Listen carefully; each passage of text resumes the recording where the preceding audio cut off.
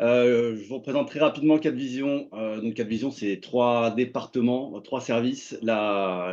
Pardon, la CAO avec l'intégration de solutions telles que les solutions Dassault Systèmes, et je pense notamment à SolidWorks, les scanners 3D et 80% de notre activité sur le plus gros des départements, la fabrication additive dont on va parler ce matin.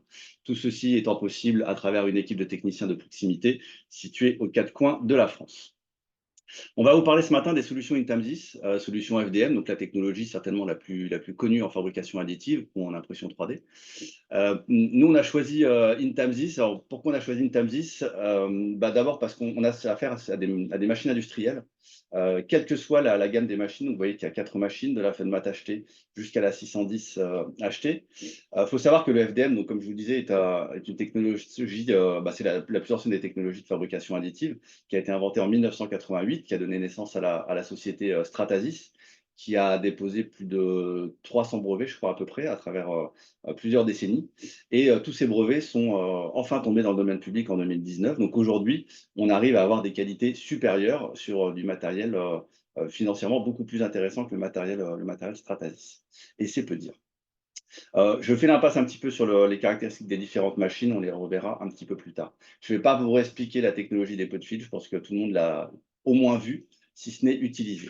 Alors pourquoi on a choisi Intamsys? Eh bien parce que Intamsys, au-delà encore une fois du caractère industriel de ces machines, fait énormément de R&D. R&D au niveau logiciel, on va le voir ce matin, à travers le logiciel de pilotage, mais également à travers les interfaces IHM, donc interface homme-machine, qu'on a sur toute la gamme. Il fait également énormément de R&D sur la partie matière. Et là où Intamsys est intelligent, c'est qu'il ne réinvente pas la roue à redévelopper des matériaux modèles, ce qu'on en trouve aujourd'hui chez plein de fabricants, et les solutions Intamsys sont totalement ouvertes. Donc, il n'y a rien à débloquer, vous pouvez mettre la matière modèle que vous souhaitez, mais fait énormément de R&D sur la matière support. Et c'est souvent là que le bas blesse, parce que la matière support, souvent, vous pénalise pour utiliser telle ou telle matière modèle. Donc voilà, donc très très grosse R&D chez Intamsys, et on va voir ça encore une fois ce matin. Alors le FDM, pour rebalayer un petit peu les impératifs très rapidement, même si pour certains, j'imagine, j'enfonce des portes ouvertes, il faut donc une machine de qualité industrielle, ça passe également évidemment au niveau du châssis, des extrudeurs très précis avec des matériaux capables de gérer des phénomènes de dilatation, contraction de matière, parce qu'on va monter très haut en température, mais on va également avoir besoin de refroidir très très vite. Voilà pourquoi beaucoup de machines sont équipées de têtes à refroidissement liquide. Une forte précision, donc, ce qui va engendrer forcément la présence de servomoteurs de qualité industrielle, pour avoir une très grande durée de vie. Et puisque ces servomoteurs vont être également contraints aux hautes températures, il va falloir qu'ils soient extrêmement résistants. Et puis la partie, alors je dirais la deuxième plus importante après le problème d'humidité, c'est la thermorégulation de la chambre.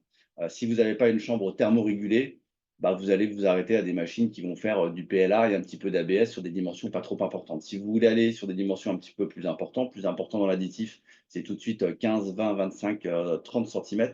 Il va vous falloir absolument une thermorégulation, même sur des matériaux très faibles comme le PLA ou l'ABS, et je ne parle même pas des polycarbonates, des nylons chargés carbone, ou encore des pics et des pecs, ou des ultèmes.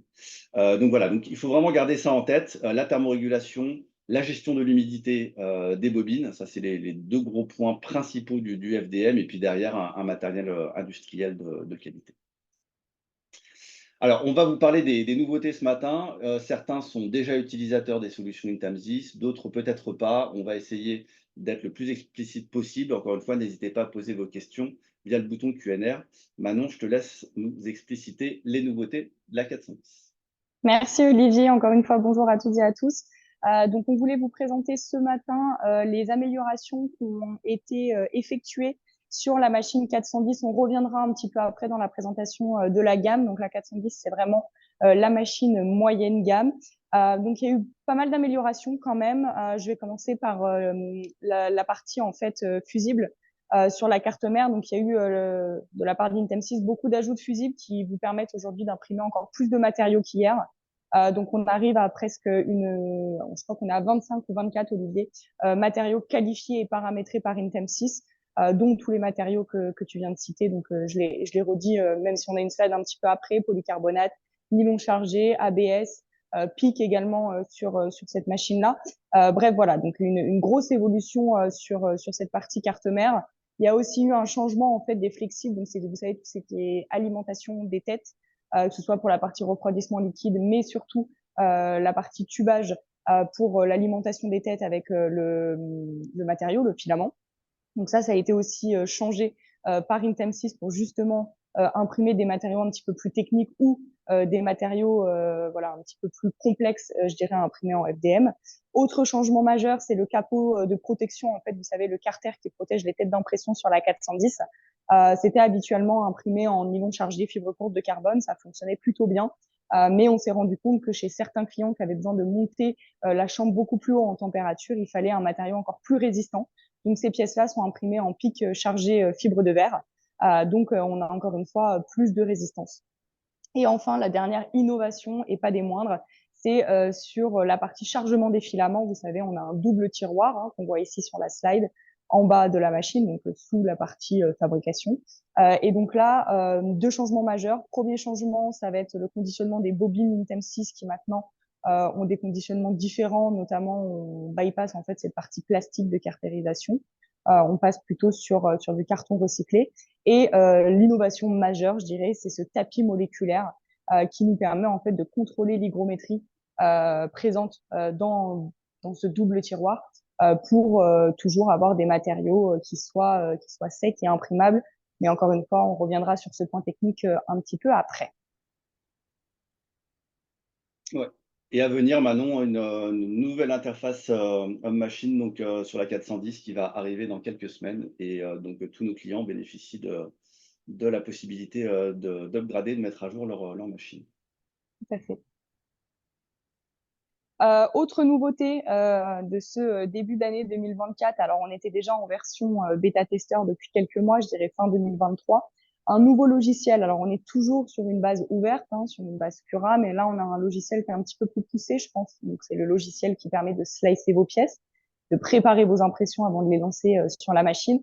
Donc là on est sur un logiciel qui est beaucoup plus intuitif, beaucoup plus rapide aussi en termes de slicing. Olivier l'a dit précédemment, mais sur certaines de nos machines, on peut imprimer des pièces jusqu'à 50 cm en XYZ.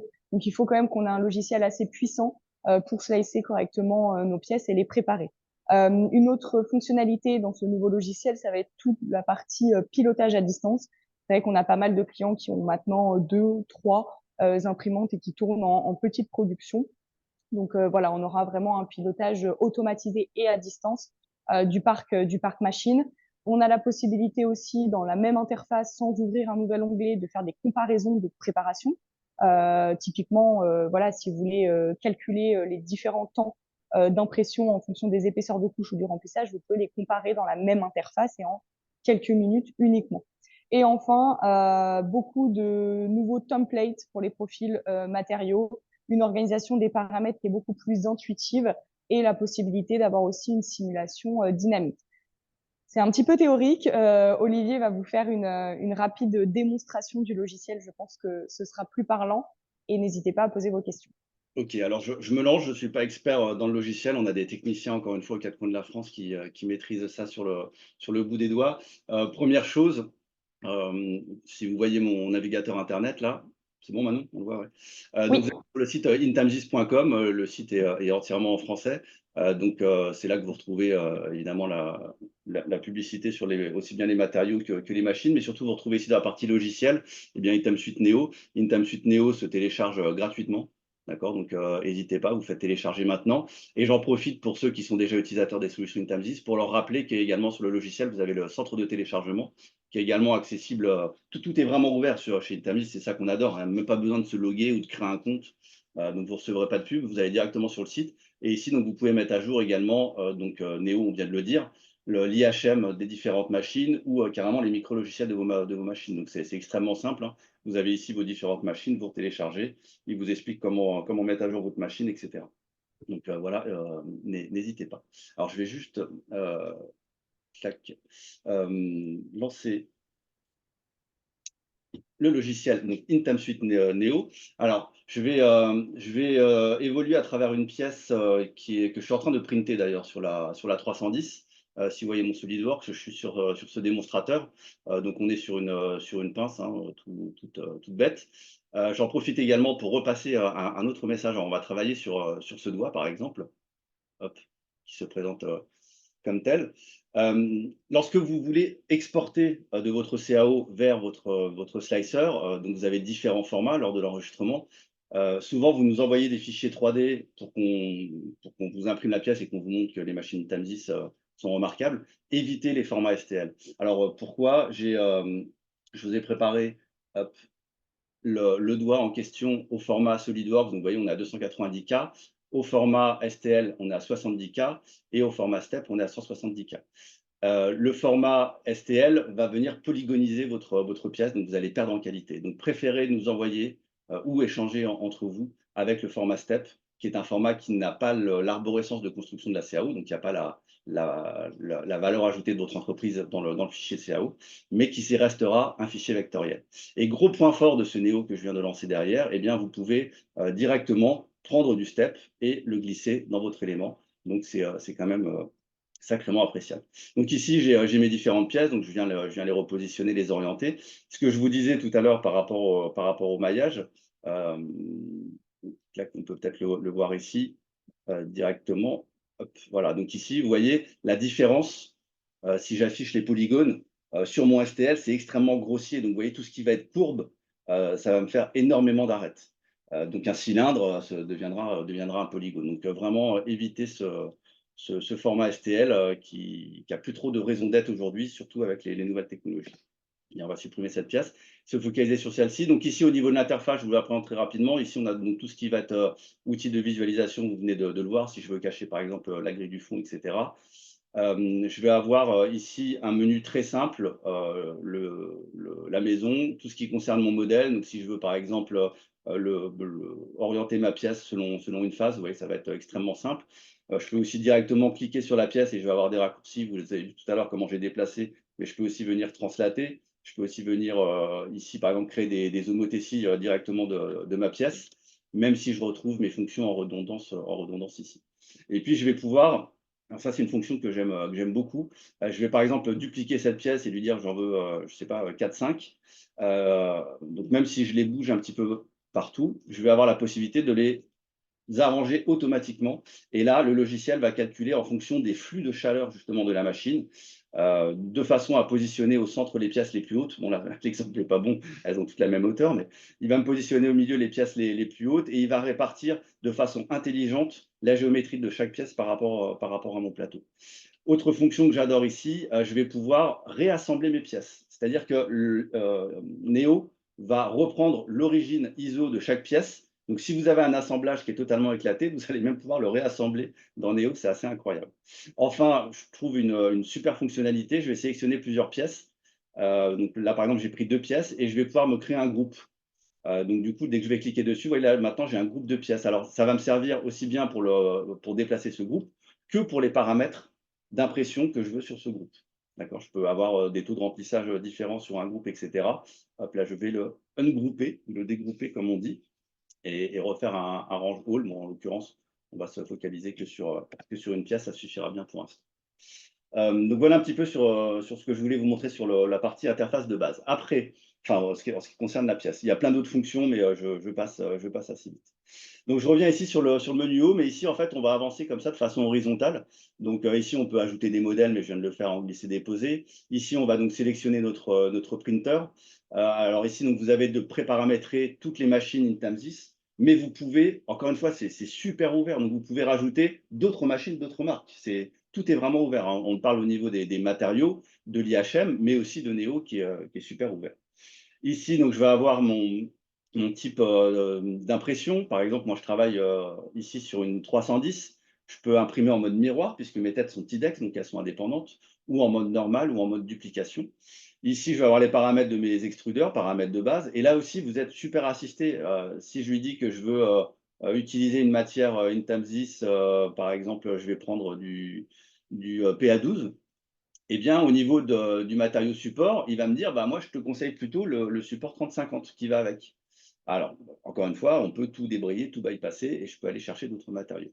Et encore une fois, je peux me créer mes propres bibliothèques de matériaux fournisseurs. Alors, on fournit aussi de base les Kimia, les BASF, puisqu'on l'a vu tout à l'heure, encore une fois, les solutions Itamlis sont super ouvertes.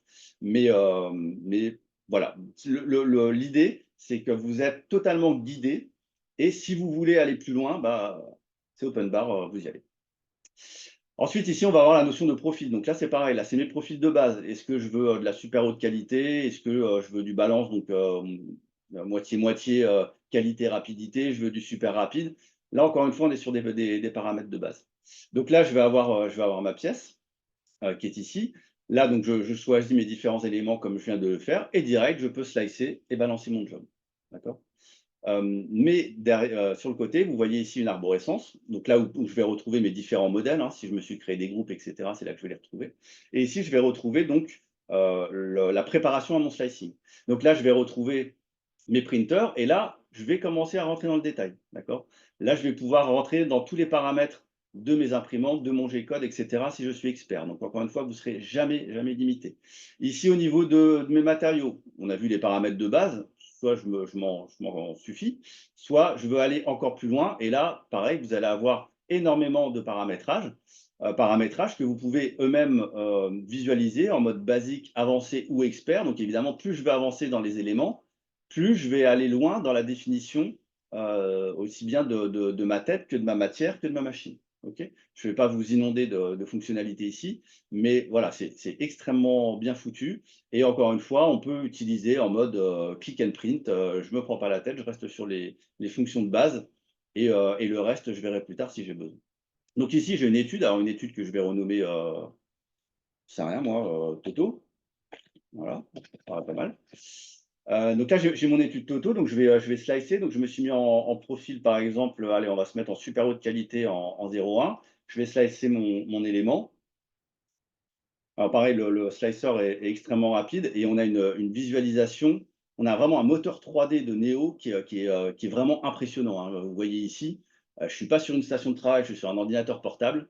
Je ne prends aucune ressource de carte graphique, donc pas besoin d'avoir des cartes professionnelles comme en CAO ou autre. On a vraiment une gestion de la 3D qui est assez impressionnante. Alors ce que j'aurais pu faire avant, pardon, c'est, je reviens sur le mode pièce. En fait, vous allez naviguer ici à travers ce petit menu déroulant. Je prépare, je prévisualise et je print. D'accord? On verra le compare après. Je reviens sur la préparation. Ce que j'aurais pu faire ici également, c'était lui demander quelles étaient mes surfaces qui nécessitaient des supports.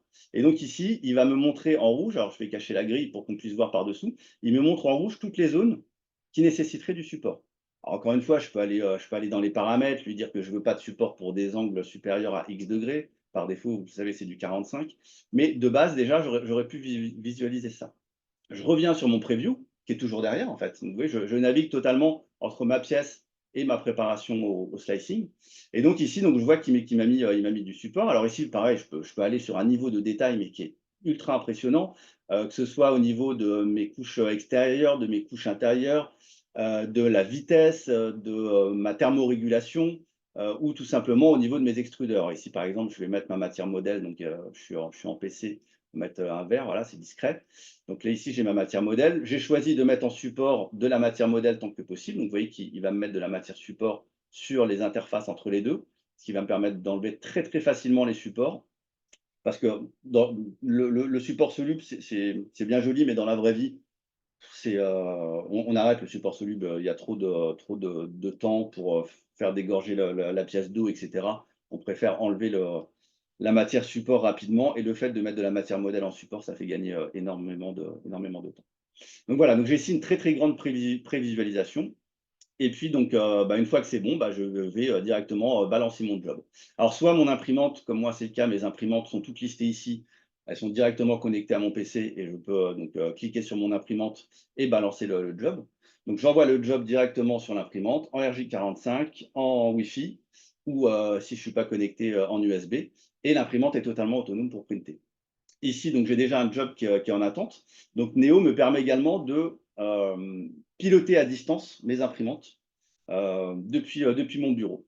Donc là, j'ai mon imprimante qui est ici. Je peux aller voir ce qui se passe dessus au niveau de la caméra. Là, je suis en pause. Hop, je vais relancer mon imprimante. Je changerai de caméra tout à l'heure pour me déplacer dans dans la pièce où j'ai mon imprimante. Et donc, je peux comme ça, eh bien, vérifier tout mon print en cours. Et pareil, je suis dans mon imprimante, bah, je repasse sur ma preview.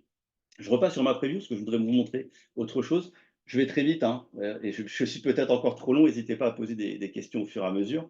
Ici, donc, j'ai fait ma preview. Alors, bon, on a une animation qui ne sert pas à grand-chose, qu'on va mettre en x100, x1000.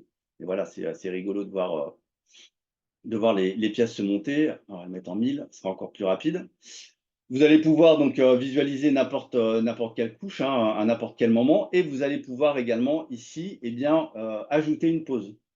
D'accord. Alors, ajouter une pause, ça sert à quoi? Ça sert par exemple, venir mettre un écrou dans une pièce pendant la production. Donc, vous ajoutez une pause, la machine se met en pause. Vous pouvez ouvrir, redescendre le plateau, poser un élément comme un écrou, par exemple, si vous voulez un taraudage très fin du M3, du M4, et rappuyer sur Play pour relancer l'impression qui va donc venir par-dessus ce vide qui a été rempli par un écrou. Bah, vous avez également une fonctionnalité que j'adore, je reviens sur le preview ici, c'est que vous allez avoir une notion alors, je ne sais plus comment ça s'appelle, c'est pour enlever du support à certains endroits, d'accord? Et donc ça va être vraiment pratique si par exemple je veux enlever du support uniquement sur ce perçage, et ben, je vais directement cliquer sur la surface du perçage et lui va reconnaître l'enveloppe. Je vais pouvoir agrandir une boîte virtuelle qui dira bah, dans cette zone-là, je veux pas de support. Donc ça, c'est vraiment hyper pratique. Ça vous évite d'aller sélectionner les endroits de façon un petit peu aléatoire. Hop, alors j'aurais pu le mettre en full screen également. Hop, je reviens sur ma prépa ici. Alors donc ici, j'ai créé une étude Toto avec certains paramètres. Je vais pouvoir ici copier mon étude et on va pouvoir utiliser Neo avec cette notion d'étude. Alors celle-ci, je peux la renommer Toto 2 ou étude 2. Et dans cette étude 2, donc il a repris tous les paramètres de l'étude 1, donc de Toto. Je vais lui dire par exemple ici que je souhaite imprimer en 0,25. Donc, je fais vraiment des trucs très très basiques et je reslice mon étude 2. D'accord. Et là, je vais avoir la notion de comparaison. Donc, je vais pouvoir comparer plusieurs études en simultané et aller voir. Donc ici, bah, j'ai mes temps d'impression évidemment qui vont varier entre un mode un peu draft et un mode plus précis. Mais je peux le faire également si je viens faire des supports bloqueurs ou autres, venir comparer les différents éléments. La possibilité de locker mes vues ou pas les unes après les autres et de locker mes hauteurs également au fur et à mesure. Par exemple, je pourrais comparer des taux de remplissage au niveau de mes pièces, puisqu'évidemment, tout est entièrement paramétrable. Donc voilà, donc cette vue, cette capacité de comparer des études et de dupliquer des études, ça vous permet vraiment d'aller très très loin dans la simulation pré-print, je dirais, pré-impression. Et donc, vous voyez dans mon menu qui me permet ici de naviguer, donc je ne vous avais pas parlé de compare, donc c'est lui qui va me permettre également de repasser du mode preview, preview de l'étude 1 ou preview de l'étude 2. Vous voyez, je passe très rapidement de l'une à l'autre pour venir changer des paramètres et je relance la comparaison, etc. etc. Donc vraiment une très très grande puissance. Encore une fois, n'hésitez pas à poser vos questions. Je reviens sur mon print parce que j'entends que la machine a redémarré. Donc là, vous voyez, on la voit en temps réel en train de reprendre son job. Et moi, eh ben, je continue en parallèle à venir faire mes études. Voilà, si pas de questions sur le logiciel, hop, moi je vais m'arrêter là pour cette partie. À toi maintenant. Merci Olivier. Donc, on s'est posé plusieurs questions, notamment sur quelle est l'utilité aujourd'hui pour nos clients industriels et quelle est la puissance du dépôt de fil fondu dans le secteur industriel. Donc là, on a les trois machines principales. On va pas re-rentrer encore une fois dans les caractéristiques techniques et n'hésitez pas à poser vos questions. Bien évidemment, ces trois machines sont différenciées par leurs caractéristiques techniques. Donc, je pense à température d'extrusion, température de chambre, de plateau et également volume de fabrication. En fonction de ces caractéristiques, vous allez pouvoir imprimer tel ou tel matériau. Et bien évidemment, plus on est sur une machine avec des caractéristiques techniques élevées, plus vous allez pouvoir imprimer des matériaux techniques.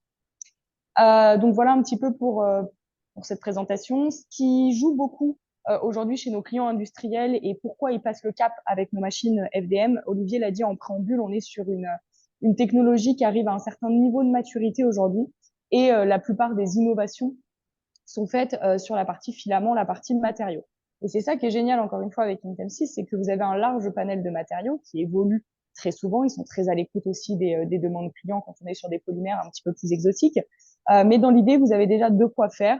Donc là, vous avez la liste de tous les matériaux qui sont déjà disponibles, qualifiés. Donc, c'est-à-dire que vous travaillez en click and print. Je prends ma pièce, je la slice, je choisis mon matériau. Avec chaque matériau modèle, le matériau support qui est associé. Olivier vous l'a montré à l'instant dans Neo. Et vous lancez votre job. C'est tout.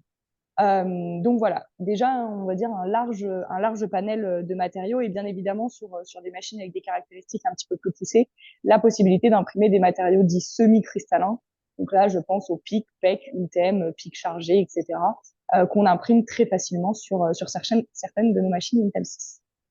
Merci Manon. Alors là, en effet, donc ça, ce sont les matériaux Intamsys, mais Intamsys, vous l'avez vu tout à l'heure dans Neo, vous fournissez également les profils sur des marques de matériaux. On a vu Kimia. Je pense, ce que tu parlais de PIC et de PEC, à Victrex, qui sont des matériaux extrêmement exigeants, donc qui tombent très très bien sur les machines Intamsys, mais extrêmement performants également.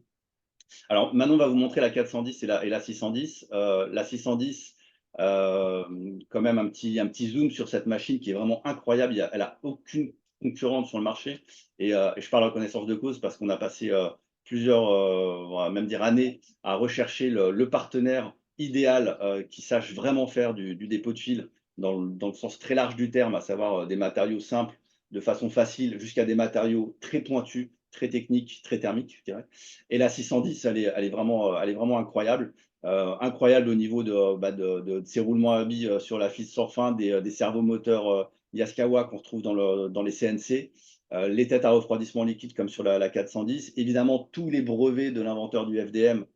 N'achetez pas une machine FDM aujourd'hui, par exemple, qui n'aurait pas la partie mobile isolée de la chambre thermorégulée. Ça n'aurait pas de sens. Ça veut dire que vous feriez chauffer les axes et les courroies. Donc voilà, ça c'était l'un des derniers brevets qui est tombé dans le domaine public. Donc ça, c'est hyper important. Je pense à toutes les normes de sécurité, ce qui permet à la 610 d'avoir toutes les certifications. On n'a que du matos Siemens à l'intérieur, c'est vraiment incroyable. Bon, l'IHM, j'y reviens pas, est hyper pointu. Et la thermorégulation, nous, avant de choisir une marque, on les teste chez nos clients avec des partenaires. On met des capteurs partout dans l'enceinte pour être sûr que la thermorégulation soit identique partout. Cette machine, je ne sais pas si Manon va le montrer, mais vous avez un magasin de folie sur le côté, puisque vous pouvez mettre 2 bobines par chambre. Vous avez 2 chambres pour la matière modèle, 2 chambres pour la matière support. Donc, ça veut dire 8 bobines en simultané, chauffées, régulé en hygrométrie. Enfin, voilà, vraiment une machine incroyable. Et je te repasse la main, Manon. Super. Donc deux points techniques sur lesquels je voulais qu'on revienne aujourd'hui. Le premier point, ça va être les propriétés mécaniques en fait des matériaux qu'on imprime aujourd'hui avec nos solutions Intem 6. Donc là, vous avez quelques éléments. Aujourd'hui, on se rend compte qu'avec ces matériaux et cette solution de fabrication qui est la fabrication additive, on arrive à obtenir des très bonnes résistances. On a beaucoup de clients qui utilisent en fait nos imprimantes Intem 6 pour imprimer des pièces qui sont habituellement fabriquées en usine HCNC par exemple, donc en métal, qu'on va pouvoir venir remplacer en polymère. Donc on a vraiment des très bonnes propriétés mécaniques, thermiques et parfois même sur certains matériaux chimiques. Donc ça c'est le premier point important, c'est un peu le nerf de la guerre, je dirais.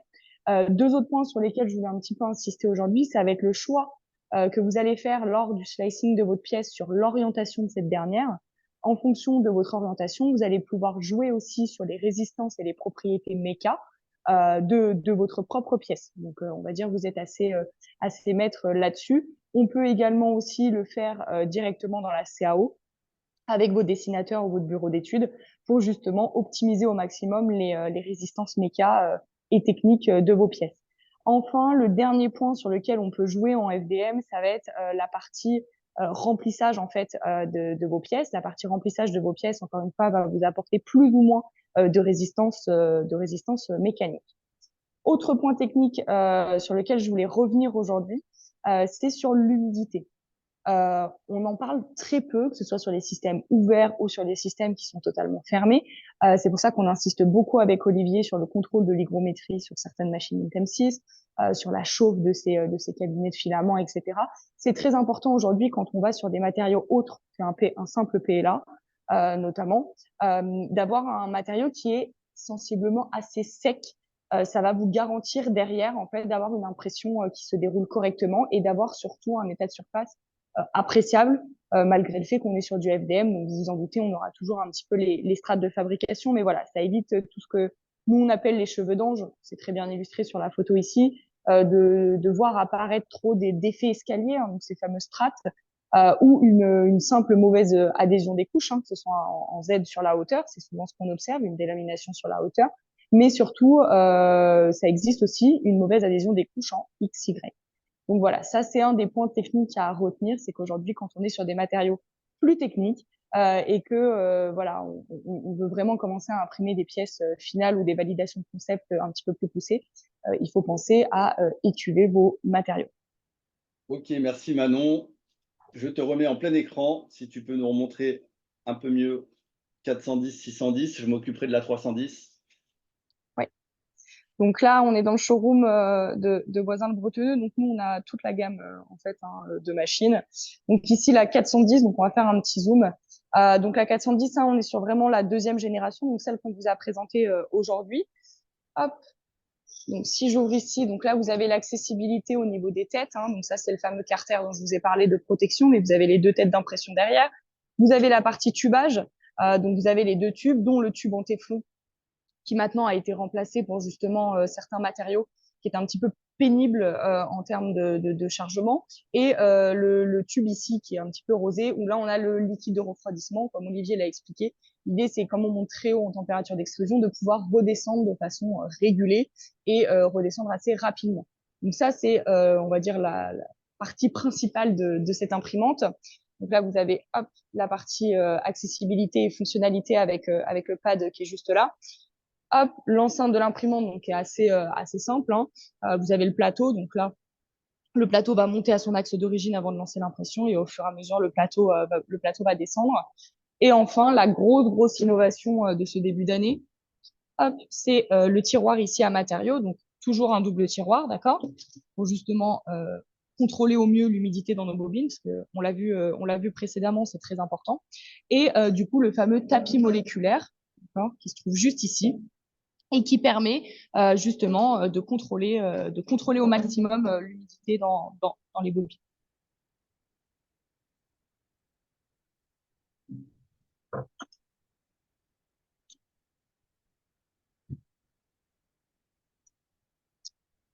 Autre machine qu'on a ici au showroom, je vous l'ai montré tout à l'heure quand Olivier a fait la présentation un petit peu théorique, c'est la 610. Donc là, on est sur un volume d'impression beaucoup plus généreux.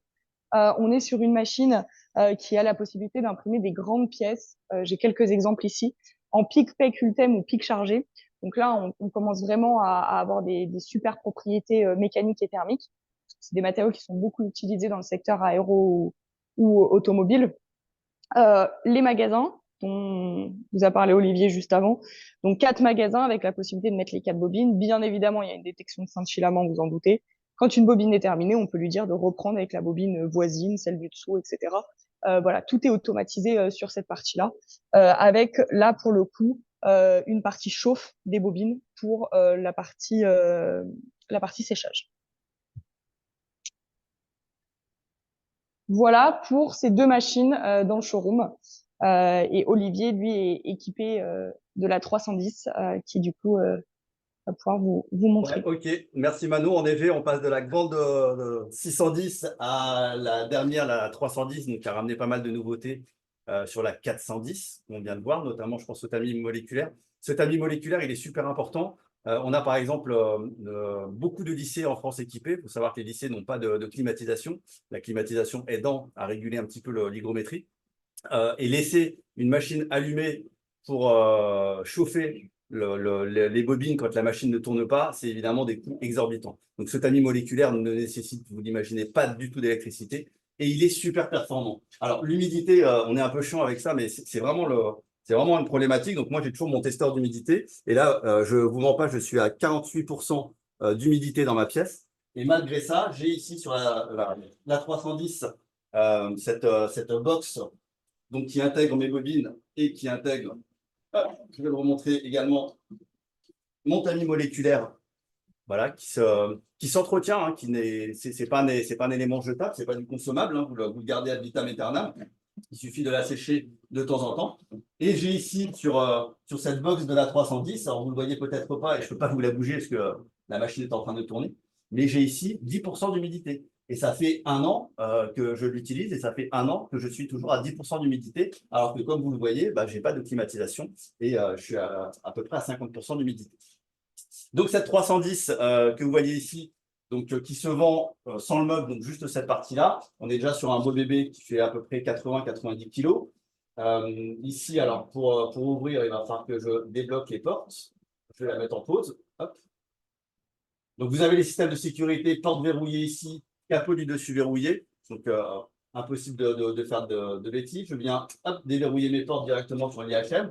Donc j'ai ici mes 2 têtes IDEX, donc avec mes tubes qui arrivent directement depuis mon magasin avec la régulation hygrométrique. Donc les 2 têtes IDEX vont me permettre d'être indépendantes sur l'axe de l'X. Donc soit je print 2 pièces identiques, soit j'utilise matière modèle, matière support, ce que je suis en train de faire ici. Alors, je vais essayer de vous embarquer, mais hop, pour vous montrer. Hop.